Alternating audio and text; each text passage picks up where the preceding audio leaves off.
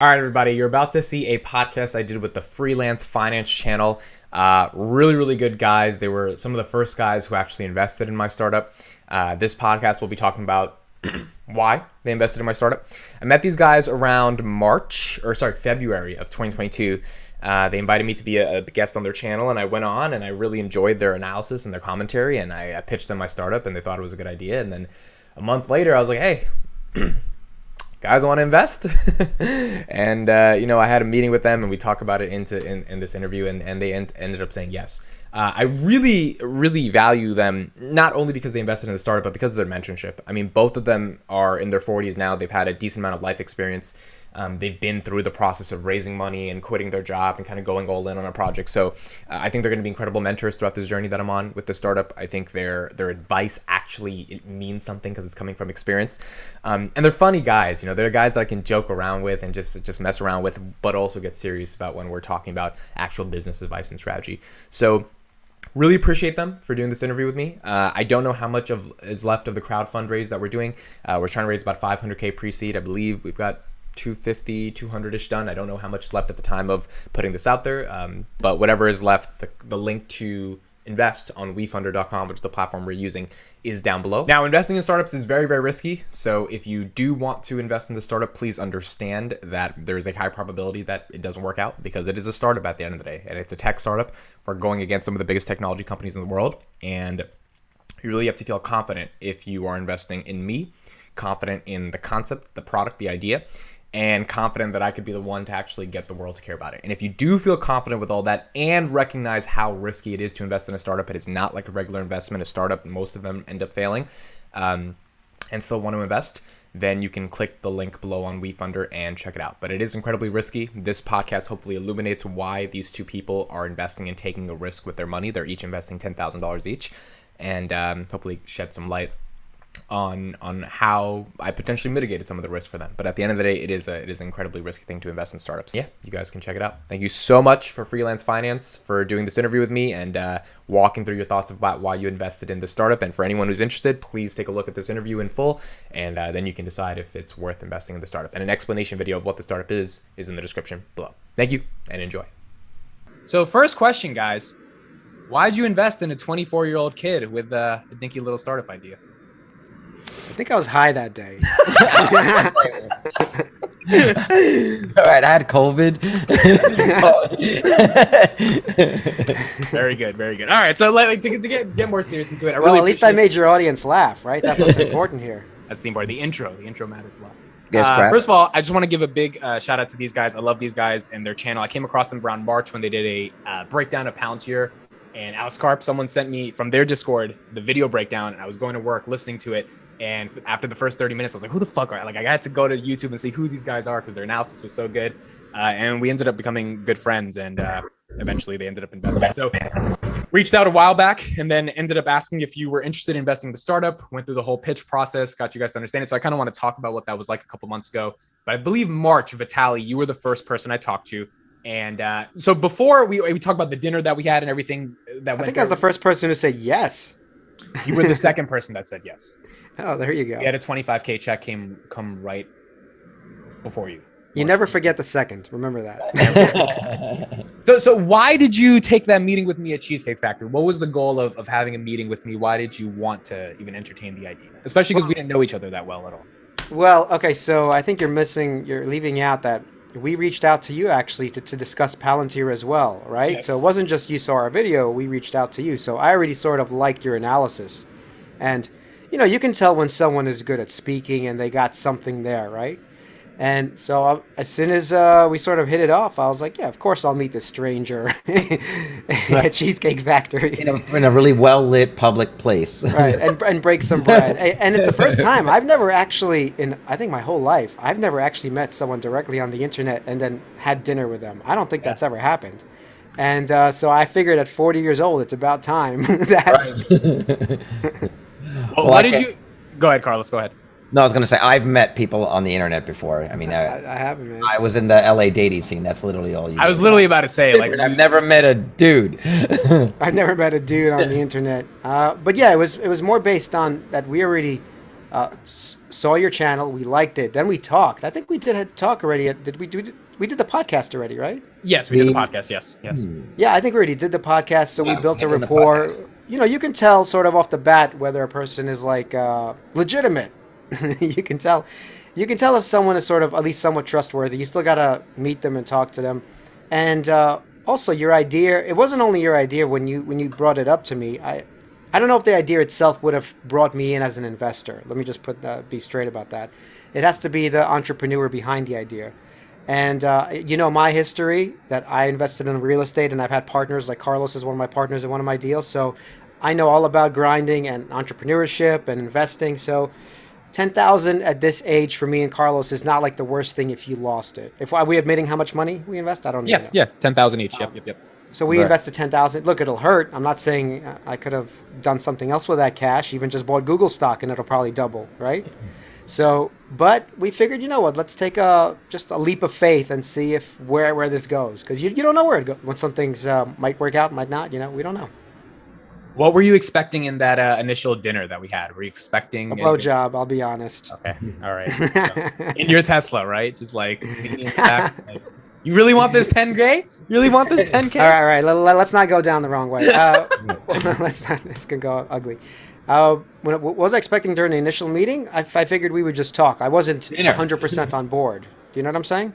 Yeah. But just to listen to somebody talk and have a dinner as someone that we already sort of like, yeah, why not? It doesn't hurt anybody to do that. I think later on, me and Carlos talked about it and decided that, yes, it's probably worth taking a risk here. But it wasn't that day where we, like, 100% were committed, right? I don't think it was. I said, we still need to hear about from you. And there's still some back and forth. We had a there, couple right? of back and forths after that. Yeah, for sure. Yeah. But we were quick. I think we were one of the first ones to give them money. It wasn't quick. It was there was definitely some going back and forth for a couple weeks, but it was A relatively. couple of weeks. This guy's getting cash, and he had to wait a couple of weeks. Yeah, no. Obviously, I'm kidding. I mean, you guys were like the one of the first two checks into it, so it meant the world to me, and I really appreciate it. Carlos, how did you think about after we had the meeting with all three of us? This was after the dinner. How are you kind of thinking of it? Besides the idea, how are you thinking of just like letting go of 10 grand to like a random kid? I think, like Vitaly said, it wasn't the idea that necessarily grabbed me. I mean, it's a good idea, and I would definitely sign up for the service, but it wouldn't naturally make me want to invest in it. I think what I was investing in was you. I really enjoyed hearing your passion about it, and I came at you pretty hard on that because I feel like you have to be able to defend it from me, right? If you're going to be able to defend it from the public. So I would say, you passed those tests. You passed those tests, and I think in the end too, just knowing that you were on your grind on YouTube, we have to support each other. I mean, this is what I would have wanted and what I would have been doing when I was your age, and I would have loved for someone to take a chance on me. And so I feel like if we're in a position now where we can part with 10 grand and I wouldn't want to lose it, but if we did, it's not the end of the world, then I think this is like a paying it forward. There's a lot of myself that I see in you and like what you're trying to do at that same age. Yeah, and that's the part to me that gets me, semi-emotional. It's like when you said, like, if you were at my age, you would wish you have someone who could kind of just like, you're like, yeah, it's 10 grand. It's not going to kill me, but your dreams, obviously they matter. And for some, what you're doing is you're subsidizing my ability to go chase my dreams. That's essentially what investors are doing for anybody, no matter what age they hopefully make money. I mean, and hopefully, but like that's the thing, right? Like you're subsidizing my ability to chase my dreams, and on the byproduct of chasing the most wild dreams are the 100x, 200x returns, right? Opportunity, yeah. I mean, we spoke about this, and I think it was on one of your podcasts or whatnot. I did the same thing. I went in, quit my job, and at 21 years old, started a company, and we had no one. And when the first like major catastrophe happened, which happened to be 9/11, but it was still massive, it buried us. It absolutely buried us, and it took a year and a half or 2 years to recover from that. I'm happy with where my life is now, but I know that it would have been different if we would have been able to weather that storm, especially now seeing how things played out. So I wish you the best. Yeah. No, and again, it means the world because it's like two random people on the internet that are willing to subsidize your dreams because they see themselves in you to some extent. Obviously, there's like a selfish financial incentive there. So it's like, oh, it's a good investment decision. But it's also terrible investment. Well, that's what I'm saying. No. That's what I'm saying. I'm saying it's good, but it's good in the sense of, oh, if this like 100x's, it's a good, but it's super risky to get that. As you said, Yeah. Google is a much more easier 2x in the next couple of years. Yeah. So for you guys to be able to take the risk, it just, it means the world to me, and it means a lot. It's not easy raising capital, as especially given the market downturn that's been happening. You'll get people that say yes and then they leave after a couple of days because they're not happy with their stock portfolio, and actually getting people to commit and send the money, that means the world. Let's talk a little bit about the idea. So an audio platform to get creators discovered at scale, potentially becoming the next YouTube of audio. How do you guys think about that concept in general?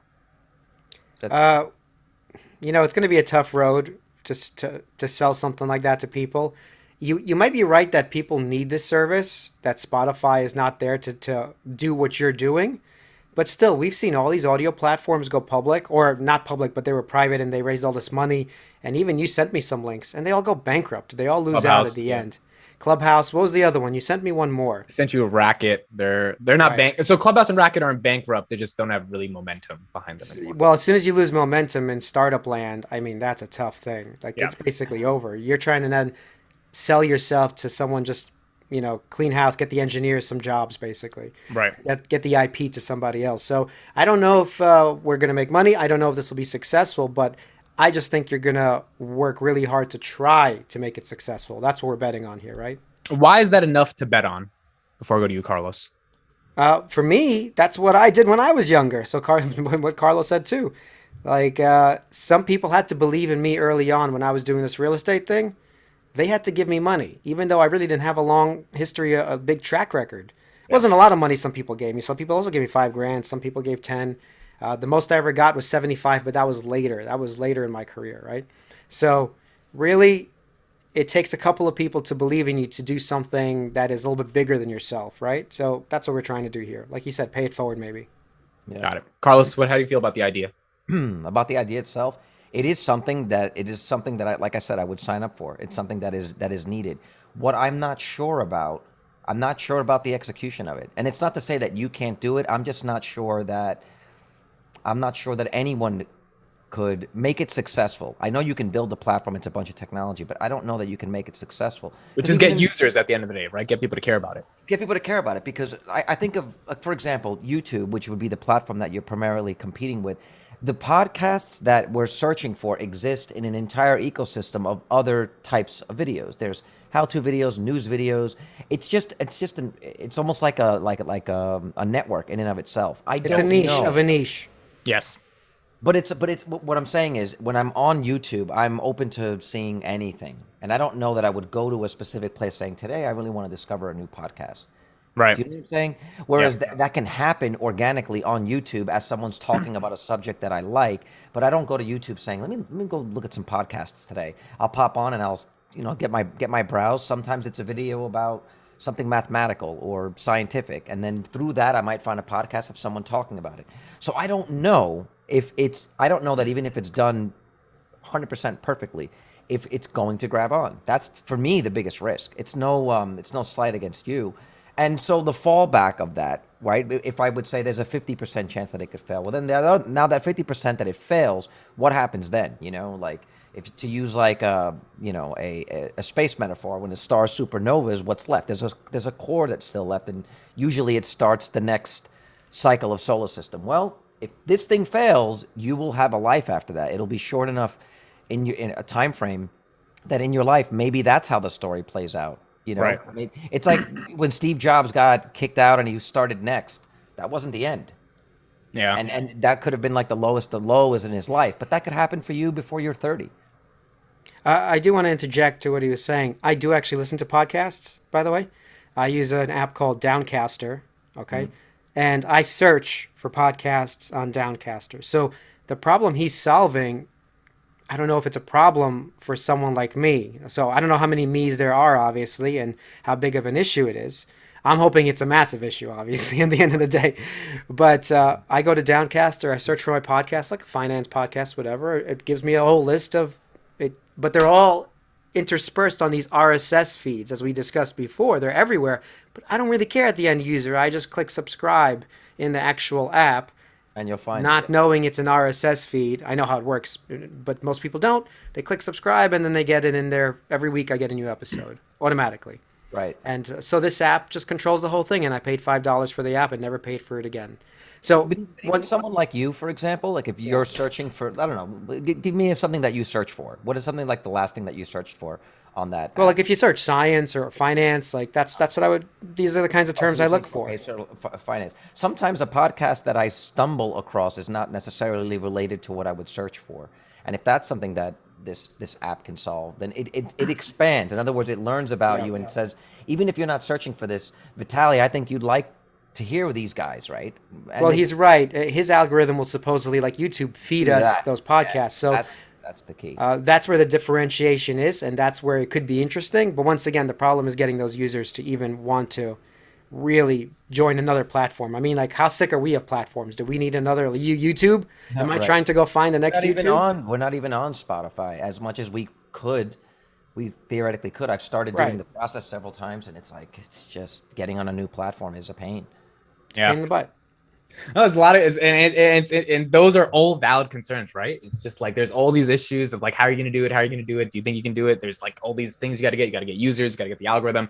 I think at the end of the day, there's a core gap in the market space that I see, which is that podcasts, not just podcasters, but any type of creator that communicates via audio, whether it's a real estate agent or a poet, a comedian, a TED talker, whoever they are, they want to get the world's attention. They can either write articles, make videos, or do audio. Making videos is very competitive, as you guys have seen with YouTube, as all of us have seen with YouTube. Writing articles is like people have been writing articles for the past 30 years on the internet, Google search index, trying to figure that out. It's not that easy. Podcast is that one thing where it's like, well, it's the easiest thing to do because all you do is talk and you just speak and you put in a microphone and then you publish. Now, the question is the curation of your content going into the ether. How does it get discovered?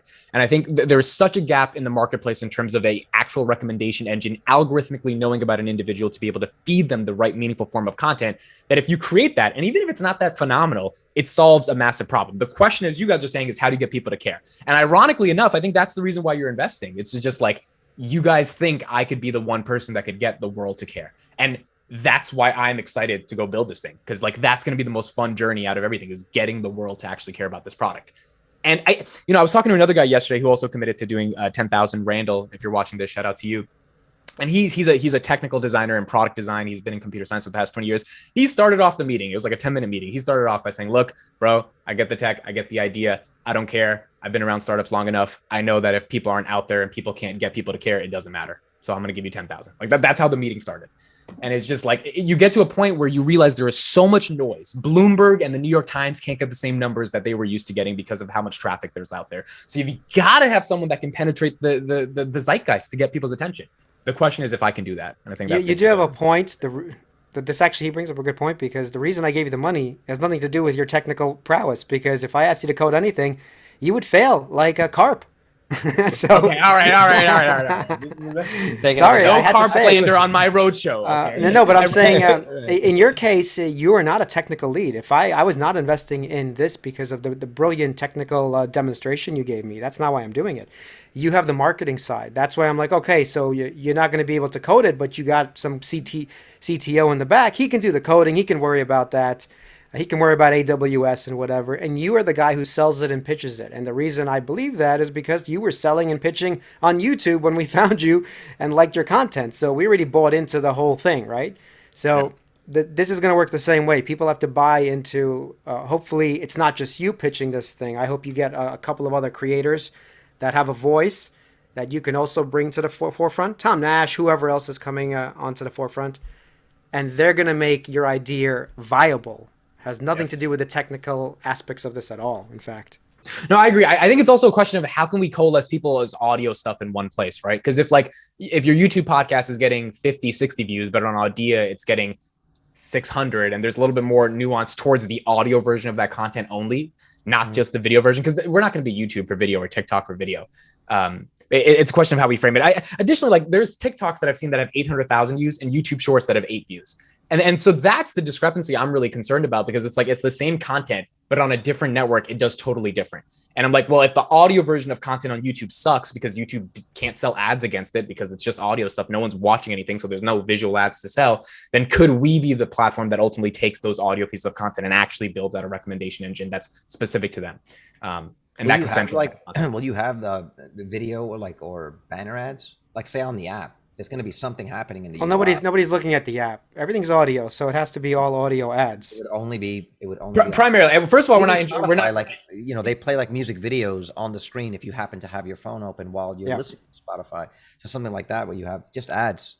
No, Ads on. I think ads are in the future, just not now. I mean, to be honest, like if we start serving up ads when there's a couple thousand users, like people are gonna get No, annoyed. that's pointless right now. In Yeah. fact, I'm just thinking, how do you differentiate in terms of, okay, it's audio, but I wonder if there's something else that I don't know. Audio ads are going to be the goal, right? So the audio ad market is about 100 billion globally, TAM. Where I asked you this question before. Let's see if you remember. Where do you think all of that is spent?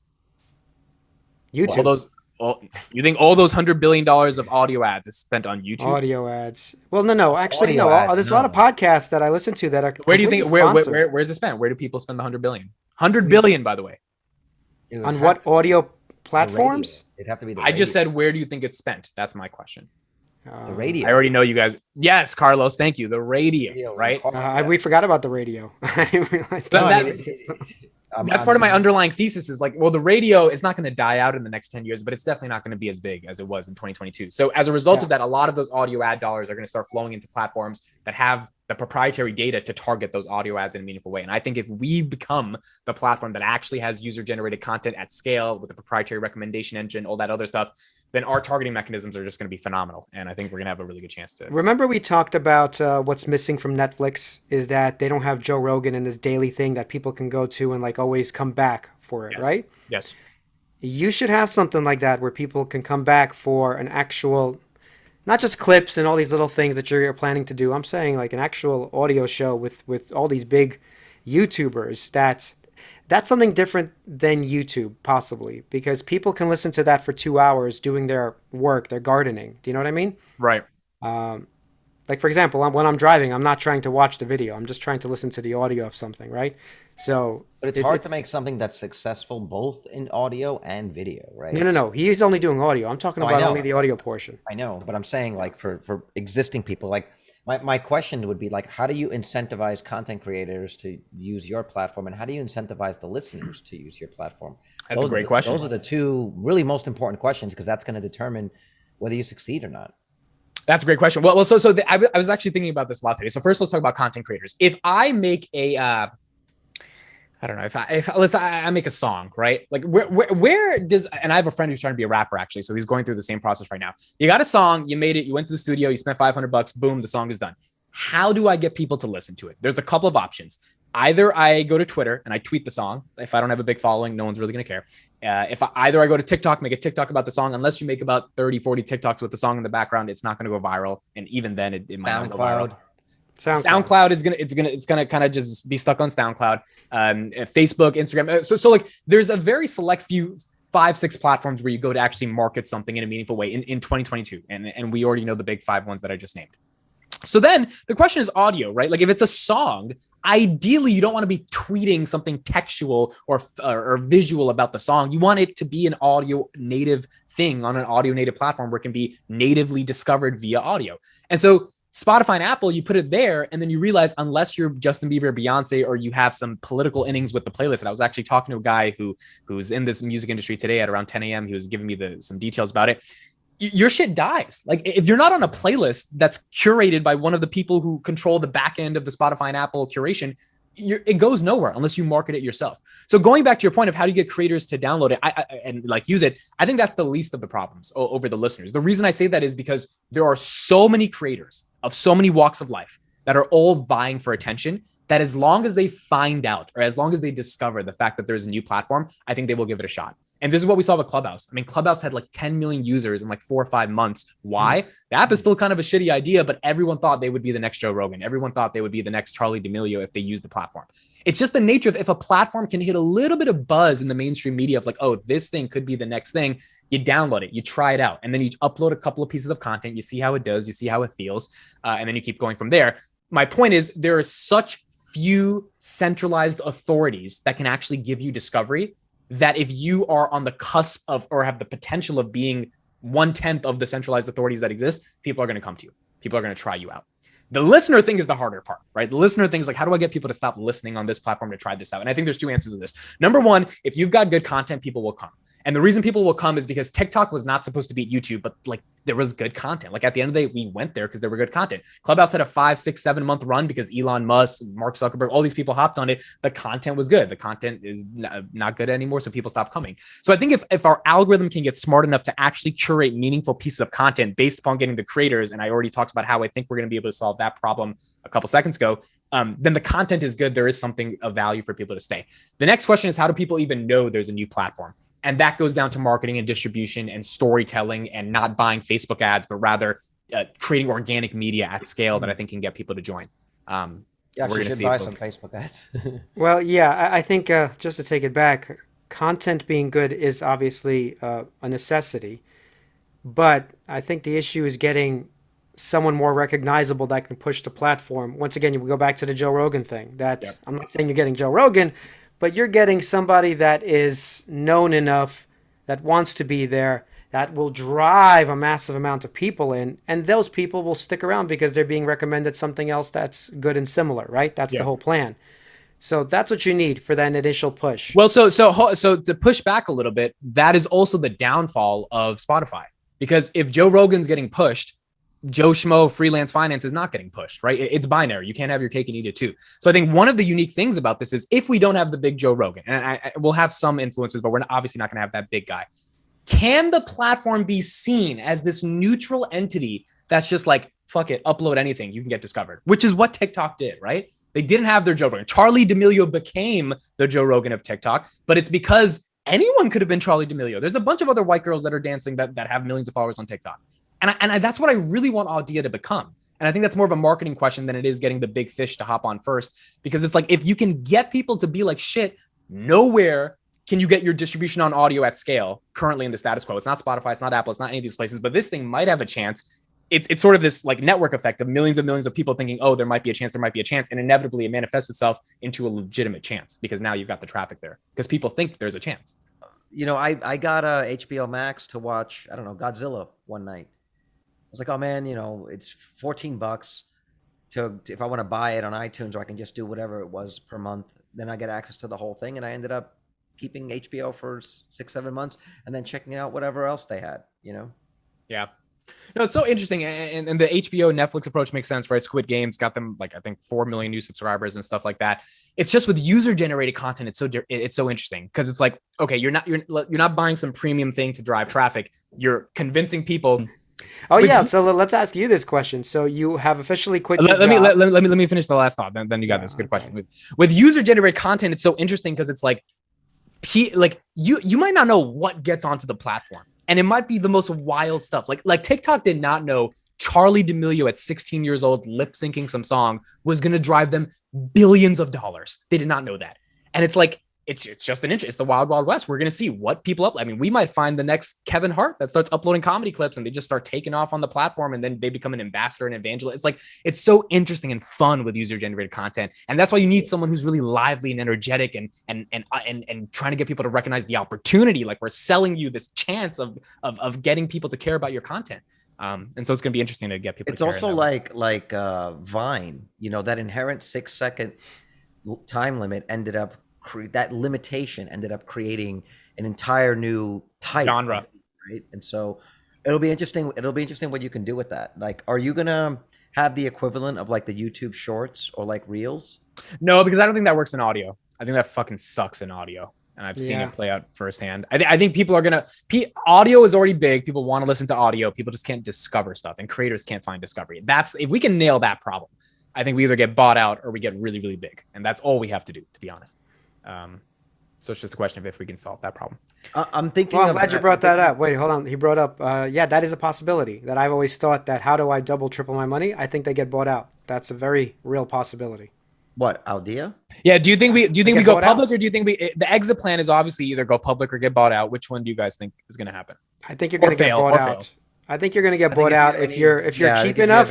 Why wouldn't YouTube say, let's just check this out? 500 million, $1 billion. Let's just see if this works, because it'll be like nothing for them, you know.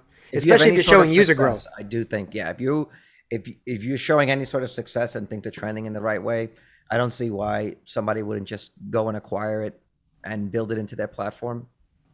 But this is where the question the question comes like, is it something that they would even need to buy? That's the question. I think the first thing is they're going to try to crush us, right? Whether it's Spotify, YouTube, whatever, they're going to be like, let's just replicate this. And then it's a question of, does the platform have a moat on its own? Because that's what they did to TikTok. And TikTok said, go ahead. And then TikTok survived, right? Snapchat, Facebook did that to Snapchat. Twitter did that to Snapchat with a story. Snapchat survived. So I do think it's going to be interesting right now. Twitter Spaces. Periscope didn't make it though. Periscope did not. Well, Periscope got bought out by Twitter. Well, Twitter sucks at monetizing their products. Yeah, Twitter sucks. They ruined it. Twitter ruined it. Twitter even bought Vine, by the way. Twitter could have had the next TikTok. Yeah, like they ruined a lot. They basically did. And killing Vine was a bad idea. Horrible, man. They had the next TikTok and they just ruined it. And because Twitter can't monetize tweets, you could definitely monetize video, as we can see. So I think, to me, I've been saying a network is a network because it's a network. There's a reason we don't post Facebook statuses on Twitter. There's a reason people don't listen to podcasts on Facebook, even though Facebook connected through the RSS feeds. By the way, Facebook is shutting that down because they realize no one's fucking listening to podcasts on Facebook. Like that, like a network has its own moat because it's its own network. And at the end of the day, like TikTok can be eating Instagram's lunch, but it's not killing Instagram. It's just taking a little bit of attention. So if we can centralize attention for audio with user growth, that's the big, if like hundreds of thousands of people every couple of months are joining this new thing. And that's where the sort of asset is to these other bigger companies. That's why they would buy us out, to sort of shut down that train, that rocket ship from going higher, which is what Twitter did to Clubhouse. I mean, Twitter offered them $4 billion. Clubhouse, I don't know why they rejected Should have it. taken $4 billion. They rejected it. I don't know what they were thinking. They had no plan to monetize or anything. There's something with that $4 billion number. Groupon turned down $4 billion from, what was it, Yahoo at the time? Or Google. It was Google, right? Or Google. Yeah, I just want to make it clear: if you get offered $4 billion, you sell. Okay, I just want to. Yeah, we'll put our votes in now. I think it might be less than $4 billion if it's in the next 2, 3, 4 years. But yeah, me and my co-founder are pretty clear on this, that we're you just move on to the next thing, honestly. And I don't understand. The smartest guy in the room was always the MySpace guy. Tom. Tom, the smartest guy in the room. Who did MySpace sell to? Fox. Rupert Murdoch. Rupert Murdoch. Really? And so he took the money. He bought his own island, and now he's gone. Wow. Well, Rupert Murdoch has to deal with that piece of turd. Deal with that mess. That hot mess. Yeah, and it's still garbage today. It's still alive. Yeah. So I'm saying your idea might be good, and Carlos is right. You might not be the guy that gets it there, not because you're not the guy, but because this is an impossible thing for almost anybody. Yeah. Even Google, if they bought it, it might be impossible for them, right? But I also feel like at that point, you would take what you learned from there. You would take the relationships that you've built there. You would take the experience and hopefully some of the money and go and do the next thing. And take our next investment in you and make it another 10x. Even larger. That's the goal. Okay, you can ask your question, Vitaly.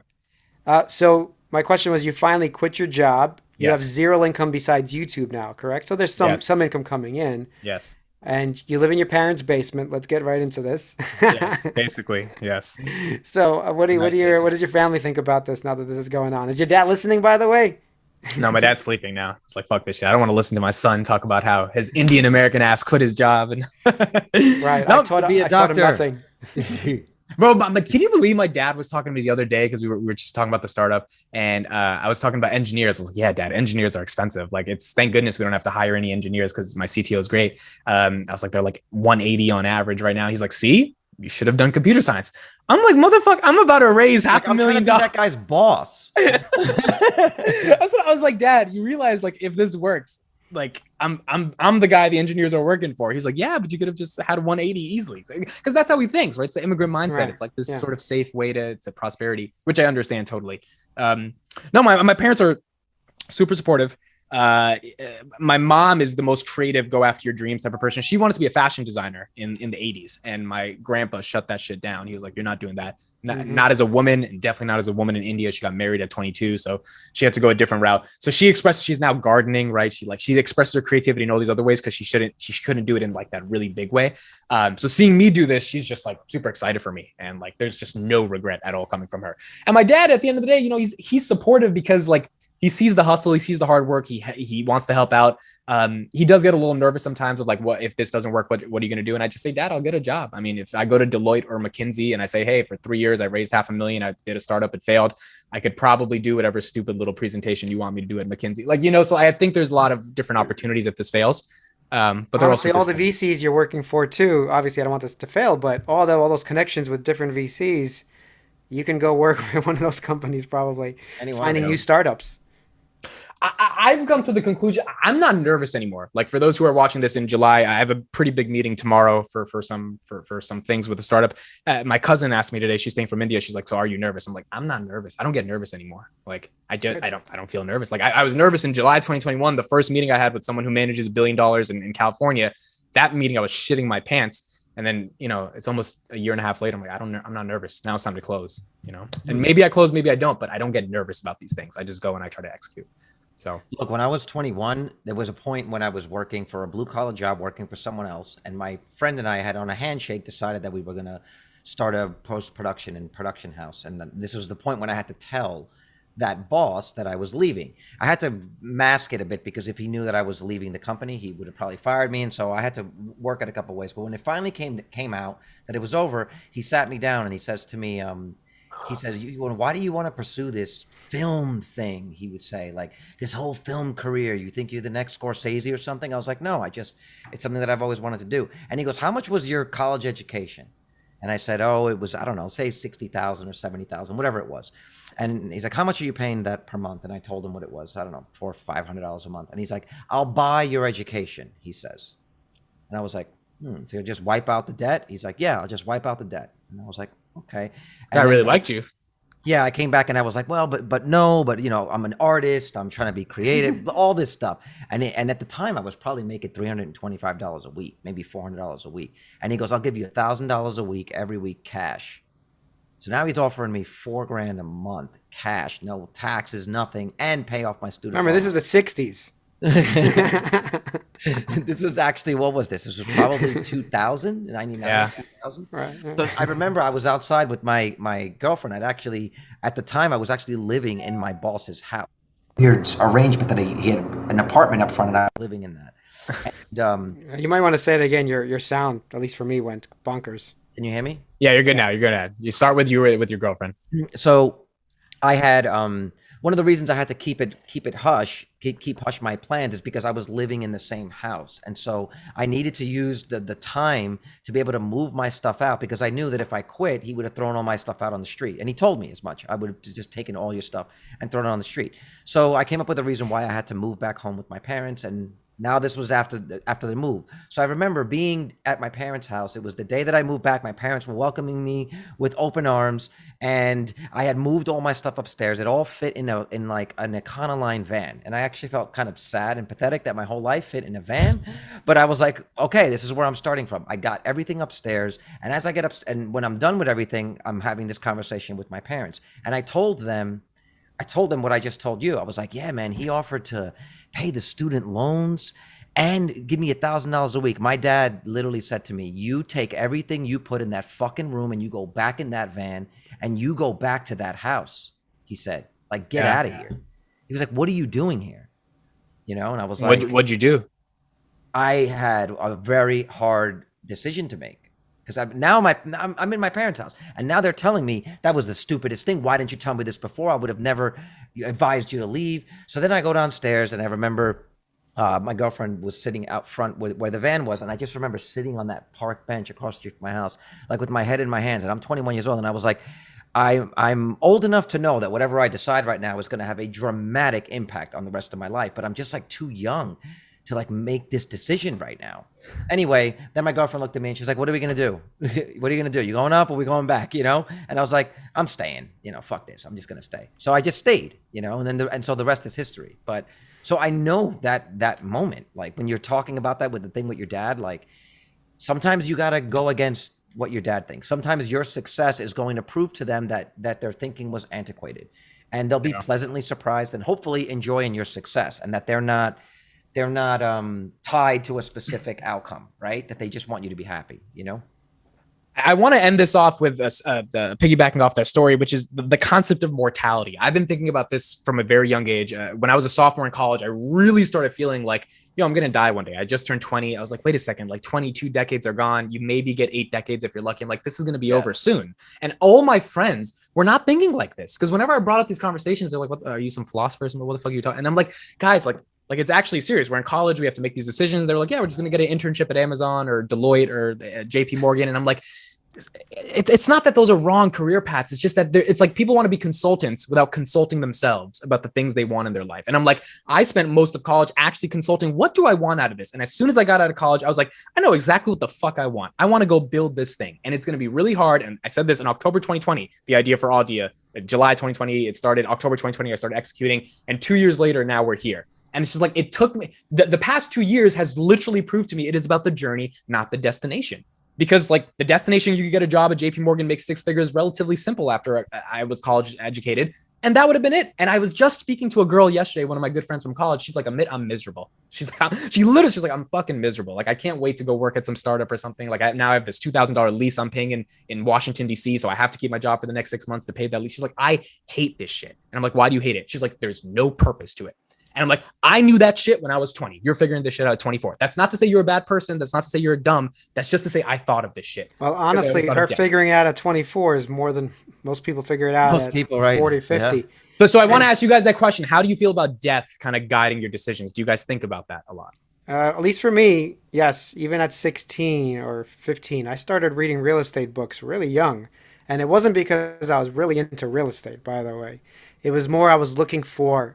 I read direct marketing books. I was looking for anything to just... Carlton Sheets. Yeah, I read Carl. I was all over that. I read No Money Down. I was reading a lot of stuff. And it took the next, 6 years until I was around 22 till all that reading, all that time I spent learning something actually worked out to me quitting my 100... This is similar to Carlos's story, but I actually, at a young age, I was a programmer. Yes. Had 110 to 20,000. I forgot exactly. It was around at Bloomberg.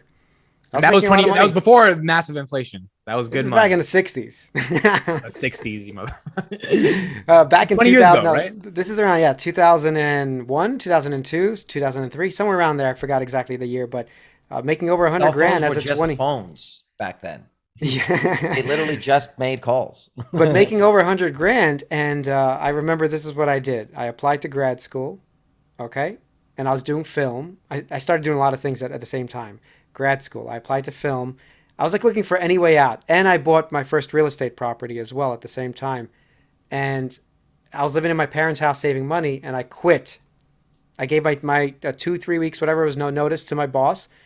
He sat me down. He's like, don't quit. He's like, well, you're going to be manager in this place. Because I was actually a talented programmer. I'm like, I don't care about any of that. I told him right to his face, I don't care about any of that. And I went on to make $0 for the next 2-3 years. In your face, because Bloomberg. Well, back to your mortality question, I saw even as a young age that I felt I always didn't have forever to live, even as a young kid, and I didn't want to sit there at some corporate office behind some computer doing things. Did the books instill that mindset, or where do you think you got it from? Your parents? I think I had it from just watching my parents struggle. Okay. Actually. But in a different way. That's a different discussion, but just not being wise with money and everything. And I was like, I don't want a conventional job. I don't want to sit at a desk working for somebody else. I want my life to be my own life, basically. So yeah, but at 20s, you take that chance. Big deal.